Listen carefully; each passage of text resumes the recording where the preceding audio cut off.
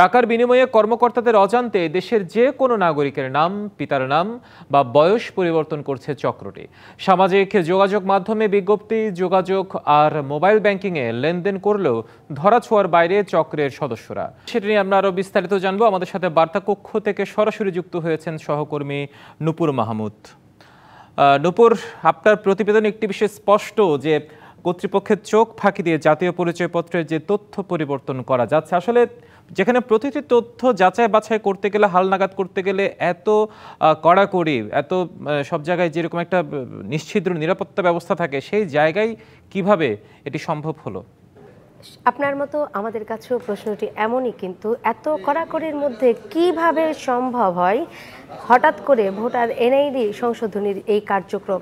আসলে আপনি জানেন যে মূলত যে বিষয়টি সবসময় বরাবর সামনে আসে, যে ভোগান্তির আরেক নাম কিন্তু জাতীয় পরিচয়পত্র সংশোধনীর যে কার্যক্রম, সেটি আসলে প্রতিদিন আমরা শয়ে শয়ে মানুষকে দেখি নির্বাচন কমিশনের সামনে ধর্ণা দিতে, তাদের কারো নাম, কারো জন্ম, কারো ঠিকানা, এ সকল পরিবর্তনের জন্য প্রতিদিনই কিন্তু নাগরিকরা আসেন নির্বাচন কমিশনের সামনে।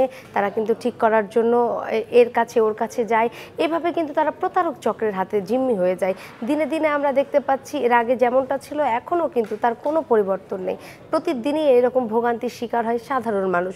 অর্থাৎ সাধারণ মানুষ যেভাবে আসেন এবং হয়রানির শিকার হয়, এটি কিন্তু আমরা দেখতে পাই। যেমন আমার প্রতিবেদনটিতে দেখেছেন আপনি যে হঠাৎ করেই একটি চক্র টাকার বিনিময়ে কিন্তু আর্থিক লেনদেনের মাধ্যমে কিন্তু মানুষকে সেবা দিতে চাচ্ছেন এবং তারা 24 ঘন্টার মধ্যেই তাদের কাজ করে দিবে, এমনটি কিন্তু আশ্বাস দিচ্ছেন। এই সকল ভুয়া প্রতারকগুলোর হাতে কিন্তু জিম্মি হয়ে পড়ছেন দিন দিন সাধারণ মানুষ। আর এই সাধারণ মানুষ জিম্মি হওয়ার ফলেই কিন্তু তারা সঠিক সেবার মানটা না পাওয়ার কারণে সবসময় বড় বড় নির্বাচন কমিশনের দিকে আঙ্গুল তুলেন। আর তারাও কিন্তু বারবার দায় চাপিয়ে দেন উমুকের কর্মকর্তার বা যারা সংশ্লিষ্ট আছেন তাদের কাছে। আসলে এই সকল খপ্পরে সাধারণ মানুষ যেভাবে জিম্মি হয়ে যাচ্ছে, এইটা থেকে বেরিয়ে আসার উপায় কি আসলে তারাও জানে না। শাইনি চুলে এখন হবে সব হেয়ারস্টাইল। সিল্কোর দ্বিগুণ শাইনি চুল প্রতিদিন। কারণ প্রতিদিন যেভাবে মানুষের কারো নামের বানান ভুল, কারো বয়স সংশোধনী করতে হবে, এগুলো আসলে সচরাচর গিয়েই তারা কিন্তু নির্বাচন কমিশনের কাছ থেকে হয়তোবা সেই সেবাটা পাচ্ছে না। আমার প্রতিবেদনটিতে আপনি দেখেছেন যে একটি ছেলে যে তার একটি ফেসবুক পেজ খুলে পুরোটাই ভুয়া একটি পরিচয় বহন করে সে কিন্তু 24 ঘন্টার মধ্যে কাজ করে দিবে এমন প্রতিশ্রুতি দিচ্ছেন। কিন্তু তারপরে কি হচ্ছে, দুই একটি কাজ করে দেওয়ার পরে কোনো কর্মকর্তা হোক বা সংশ্লিষ্ট কারোর সাথে হোক, তার হয়তো বা কোনোভাবে যুক্ত আছেন এমন কারো হাতে হয়তোবা সেই ওই কাজটি করে দিয়ে। এছাড়া তো আসলে হয় না। আপনার কাছে আরেকটি প্রশ্ন রাখতে চাই, সেটা আপনার প্রতিবেদনে দেখলাম আপনি নিবন্ধন অনুবিভাগে যিনি মহাপরিচালক আছেন তার সাথেও কথা বলেছেন। তিনি যেমনটি জানালো, সেই যে আইটির লোকজন আসলে জানে না কিভাবে কি হয়ে গেছে। আসলে এতটা দায়িত্ব জ্ঞানহীনতার একটি প্রশ্ন কিন্তু এই জায়গায় চলে আসে।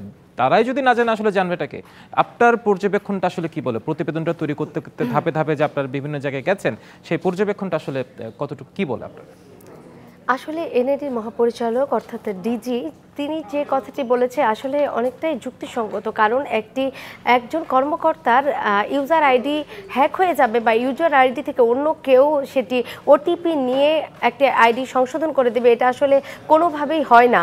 আসলে সে যতক্ষণ না তার মোবাইল থেকে ওটিপিটি দিবে ততক্ষণ কিন্তু সম্ভব না। কিন্তু এখানে আমরা দেখেছি সিলেট, তারপরে কুমিল্লা আর ফরিদপুরের যে আঞ্চলিক কর্মকর্তা, তাদের কিন্তু ইউজার আইডিটি এভাবেই কোনো কারণে হ্যাক হয় বা তারা যেভাবে তদন্ত প্রতিবেদনে বলেছেন যে তারা জানেই না আসলে এটা কার ব্যর্থতা, এটা কিন্তু আমরা এখনো খুঁজে বের করতে পারছি না। এই জন্যই শুধুমাত্র এনআইডি ডিজি অর্থাৎ মহাপরিচালকের কাছে গিয়েছিলাম জানার জন্য যে এটা কমিশনের কোনোভাবে গাফলতি কিনা। কিন্তু তিনি কিন্তু অবকটেই বলেছেন যে আসলে এটির সাথে যারা যুক্ত আছে যদি আমরা কোনোভাবে জানতে পারি তাহলে অবশ্যই তাদের ব্যবস্থা করব। কিন্তু এখন পর্যন্ত এই বিষয়টি বেশ কিছুদিন আগে থেকেই ছিল, তারা কিন্তু এখন পর্যন্ত তেমন কোনো সিদ্ধান্ত নেয়নি বা কোনো ব্যবস্থা নেয়নি। আমরা দেখেছি এর মধ্যে, কিন্তু এর আগেও আমি একটি প্রতিবেদন করেছিলাম, সেখানেও কর্মকর্তারা জানে না, তাদের অজান্তেই কিন্তু অটো সংশোধনী হয়ে গেছে বেশ প্রায় 42টি মতো এনআইডি।